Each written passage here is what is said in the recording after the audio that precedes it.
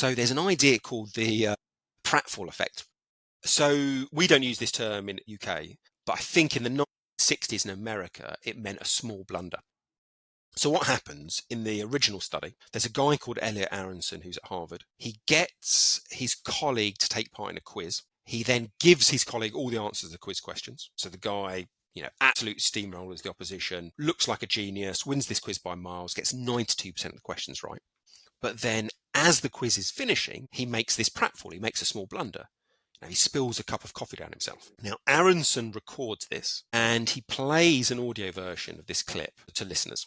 But sometimes the listeners hear the entire incident, great performance and mistake. Other times they just hear the great performance. So the mistake is airbrushed out, edited out.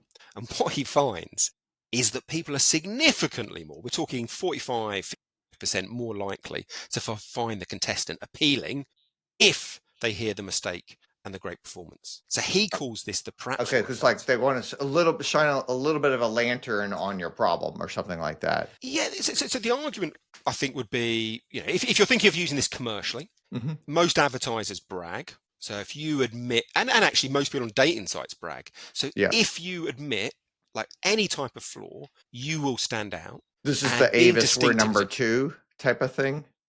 Exactly. It's exactly that. It's the Guinness good things come to those who wait.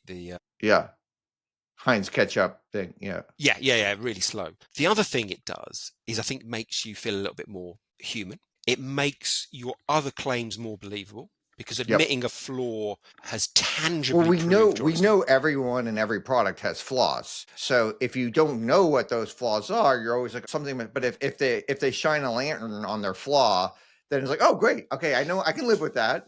Like he's a smoker. Okay, I can live with the fact that he's a smoker because he's got all these other great things about him or something. I think you're absolutely right. We all know every product person has a flaw. And if we're uncertain about where it lies, we might assume that it's a really important thing. If you can admit something it can't be a humble brag. It's got to be meaningful enough, but not too important.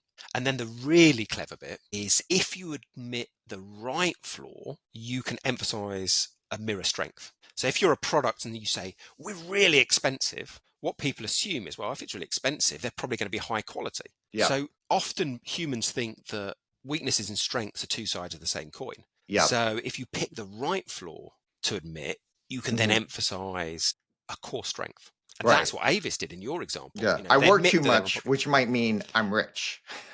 Well, yeah. And so I think what you've got to do is think, what is the genuine thing I want to land? And then is there a flaw that I can admit that might emphasize that?